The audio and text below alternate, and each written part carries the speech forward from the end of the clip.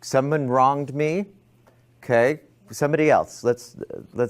We all get, I'm not saying don't ever get angry. I'm not saying that. We just have to understand how it works. What? It's not fair that it's happening to me. Good. Okay, so put those two together. And somebody else. And where you were angry. It didn't go the way I thought it was supposed to. Okay. Didn't go the way I thought it would. Somebody wronged me. What was it that you said? That somebody wronged me. Somebody, okay. Heartache, pain. What was the thought? That's an experience. That's a subsequent experience. What's the thought before it? What happened that turned it into heartache and pain? Disappointment. Okay, but I see this is why, and don't take me wrong by doing this. It's so hard because we're not trained to do this. We're just trained. It's kind of like stimulus response, right? We're going to spend in the next class today. This is what we're doing, is focusing on this. An event happens. Food shows up for the dog. Dog salivates. Yes? Remember that? Pavlov? Stimulus response. And we think emotions are like that. Somebody looks at you weird and you can't help it. You're just upset or angry or whatever.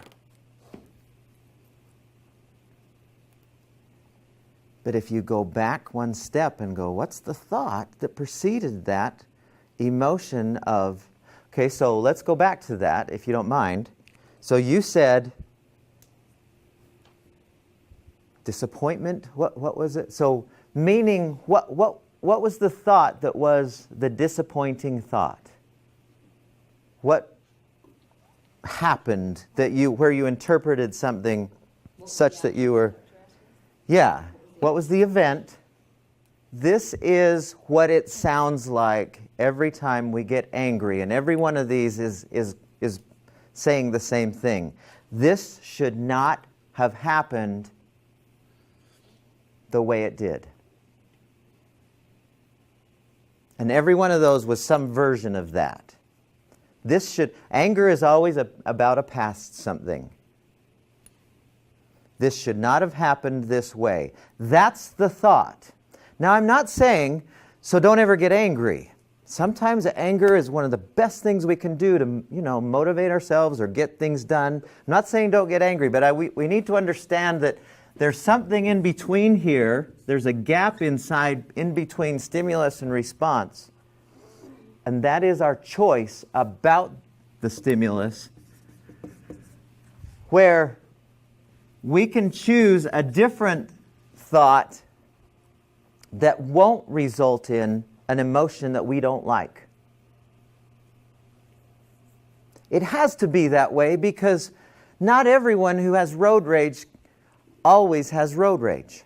Or you're on the road and something happens. Not everybody has road rage about that thing that happens. So it can't be that the stimulus is causing it. It can't be that it's the event. It has to be that we're having a thought that is interpreting the situation, that's perceiving that situation in a certain way that leads to the emotion of anger. Stephanie? I've always, and I heard this and always thought that anger is a secondary emotion. To? I don't know, but maybe it plays into what you're saying, that it's the thought or whatever happens that makes us angry. But there's also another emotion that leads into that anger. Yeah, I believe anger is a primary emotion associated with fight or flight. Think about when you're in the fight or flight response and a bear's coming at you, you want to be angry. Otherwise, you just go, no big deal. Okay, I'll try and slug you. You know what I mean? Or I'll try to whack you to death. No big. You want to be so mad because it adds to your energy of being able to fight that thing.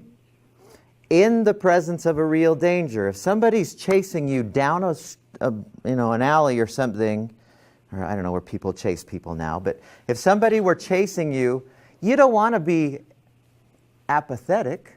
You want to be angry. You want to be able to turn around and go, I know this and I know that, and I'm going to, right? So True anger. I think it's primary as part of this, but it's still, it goes along with all the other emotions. It still is a choice. On that, this makes me think of my siblings and I. We're like polar opposites. I'm the eternal optimist, and the glass is always half full, where my brother and sister are always half empty. No matter what happens, Mhm. I always try to find, like, my thought process is, how do we make this better? And theirs is always the negative, the anger, the Yeah. pessimistic.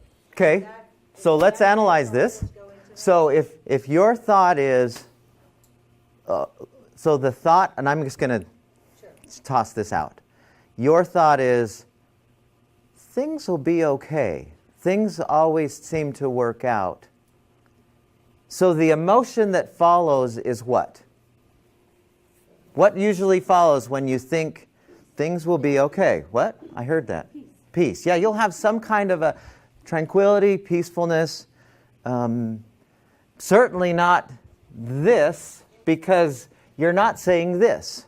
You're saying the opposite. You're saying, oh, things will be okay. Things usually turn out, whatever it is, And you stay at homeostasis.